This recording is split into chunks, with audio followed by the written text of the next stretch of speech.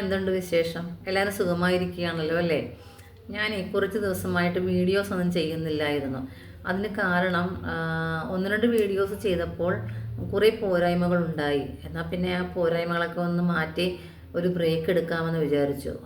നമുക്ക് ഏത് കാര്യം ചെയ്യുമ്പോഴും പോരായ്മകൾ ഉണ്ടാവുമല്ലോ, തെറ്റുകുറ്റങ്ങൾ ഉണ്ടാകുമല്ലോ. അത് നമുക്ക് മറ്റുള്ളവർ മനസ്സിലാക്കി തരുമ്പോഴാണ് നമുക്ക് നമ്മുടെ പോരായ്മകൾ എന്താണെന്ന് അറിയാൻ സാധിക്കുന്നത്. ഇപ്പോൾ എനിക്ക് സ്വയം അറിയാമായിരുന്നു, തെറ്റുകുറ്റങ്ങളാണ് ചെയ്യുന്നതിൽ കുറേ തെറ്റാണെന്ന് എനിക്കറിയാമായിരുന്നു. പിന്നെ എൻ്റെ ചില സുഹൃത്തുക്കൾ നേരിട്ട് കണ്ടപ്പോഴും ഫോൺ വിളിച്ചൊക്കെ പറഞ്ഞ് മനസ്സിലാക്കി തന്നു. സംസാരിക്കുന്നത് ഇത്തിരി സ്പീഡാണ്, ക്ലിയർ ആകുന്നില്ല എന്നൊക്കെ പറഞ്ഞ് മനസ്സിലാക്കി തന്നു. അതുകൊണ്ടാണ് കുറച്ച് ദിവസം ഡിലേ ആയത്.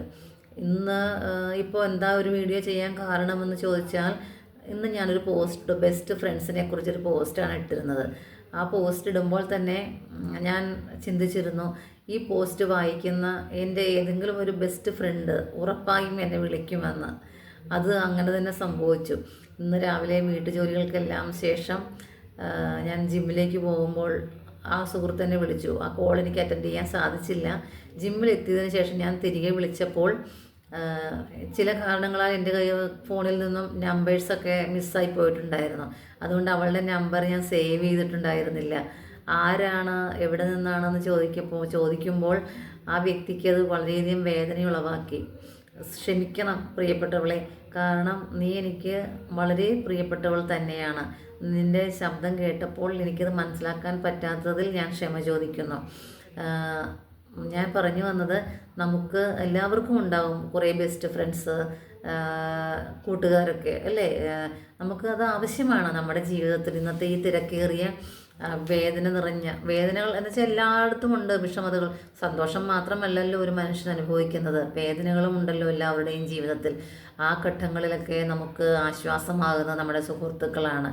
നമ്മുടെ നല്ല സുഹൃത്ത് ബന്ധങ്ങൾ നമ്മുടെ ജീവിതം മുന്നോട്ട് കൊണ്ടുപോകുവാൻ നമ്മളെ വളരെയധികം സഹായിക്കുന്നുണ്ട്. ശരിയല്ലേ ഞാൻ പറഞ്ഞത്?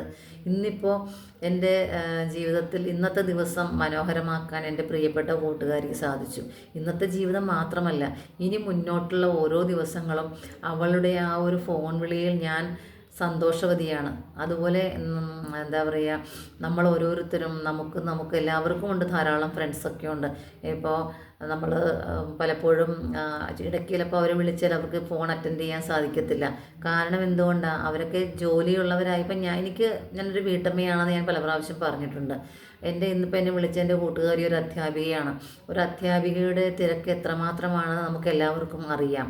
അതുകൊണ്ടാണ് അവൾക്ക് എന്നെ പലപ്പോഴും വിളിക്കാൻ സാധിക്കാത്തതെന്ന് എനിക്കറിയാം. എങ്കിൽ പോലും നമ്മൾ മനുഷ്യരല്ലേ, നമ്മുടെ മനസ്സിലും ഉണ്ടാവും ചില എന്താ അതിന് പറയുക, അവർ നമ്മളെ വിളിച്ചില്ലല്ലോ, അങ്ങനെയാണെങ്കിൽ നമ്മൾ അവരെ വിളിക്കില്ല, അങ്ങനെയൊക്കെയുള്ളൊരു മൈൻഡ് നമ്മുടെ ഉള്ളിലും ഉണ്ടാവും.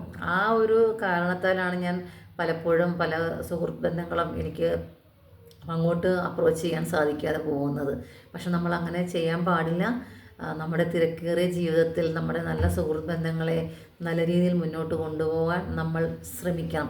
ഇപ്പോൾ 1ാം ക്ലാസ്സിൽ പഠിച്ചിരുന്നപ്പോൾ ഉണ്ടായ നല്ല സുഹൃത്ത് ബന്ധങ്ങൾ ഇന്നും നല്ല രീതിയിൽ മുന്നോട്ട് കൊണ്ടുപോകാൻ സാധിക്കുന്നുണ്ട്. അതിനുവേണ്ടി നമ്മൾ കൂടുതൽ എഫേർട്ടൊന്നും എടുക്കുന്നില്ല. ആ രണ്ട് ഹൃദയങ്ങൾ തമ്മിലുള്ള കണക്ഷൻ അത് ക്ലിയർ ആയിട്ടിരുന്നാൽ മതി. എന്ന് വെച്ചാൽ ആ ബന്ധങ്ങൾ, ആ ഒരു കണക്ഷൻ ഉണ്ടല്ലോ, അത് ജെനുവിനായിരുന്നാൽ ആ ബന്ധങ്ങൾ ഒരിക്കലും നഷ്ടപ്പെട്ടു പോവുകയില്ല എന്നാണ് എനിക്ക് തോന്നുന്നത്. പല സാഹചര്യങ്ങളിൽ, പല അവസ്ഥകളിൽ എനിക്ക് നിറയെ സുഹൃത്തുക്കൾ ഉണ്ടായിട്ടുണ്ട്. അത് എന്നേക്കാൾ ഇളയവരും എൻ്റെ സെയിം ഏജുള്ളവരും എന്നേക്കാൾ മുതിർന്ന അമ്മമാർ പോലും ഉണ്ട്. വയസ്സായ അമ്മമാർ പോലും ഉണ്ട് എനിക്ക് സുഹൃത്തുക്കളായിട്ട്. അവരുമായിട്ടുള്ള ആ ബന്ധം നമ്മൾ എങ്ങനെ മുന്നോട്ട് കൊണ്ടുപോകുന്നു എന്നതിലാണ് ആ ബന്ധത്തിൻ്റെ നിലനിൽപ്പ് അല്ലേ? എനിക്ക് തോന്നുന്നത് അങ്ങനെയാണ്. നമ്മൾ നേരിട്ട് കണ്ടില്ല എങ്കിൽ പോലും, വിളിച്ചില്ലെങ്കിൽ പോലും ആ ബന്ധത്തെ നമ്മൾ നമ്മുടെ ഹൃദയത്തിനുള്ളിൽ എങ്ങനെ മനോഹരമാക്കി വെക്കുന്നു, എങ്ങനെ നിലനിർത്തിക്കൊണ്ട് പോകുന്നു എന്നതിലാണ് ആ ബന്ധത്തിൻ്റെ എന്താ പറയുക, മനോഹാരിത അല്ലേ? നമ്മൾ കൈകാര്യം ചെയ്യുന്നത് പോലെയാണ് ഓരോ കാര്യങ്ങളും മുന്നോട്ട് പോകുന്നത്. അപ്പോൾ പറഞ്ഞു വന്നത്, നമ്മൾ ഓരോരുത്തരും നമ്മുടെ സുഹൃത്ത് ബന്ധങ്ങളെ നല്ല രീതിയിൽ മുന്നോട്ട് കൊണ്ടുപോകുവാൻ ശ്രമിക്കുക. ആ ബന്ധങ്ങൾ നഷ്ടപ്പെട്ടു പോകാതെ സുരക്ഷിതമാക്കി നമ്മുടെ ഹൃദയത്തിനുള്ളിൽ സ്നേഹത്തോടെ എന്താ പറയുക സേവ് ചെയ്ത് വെക്കുക നമ്മുടെ ഹൃദയത്തിൽ അല്ലേ.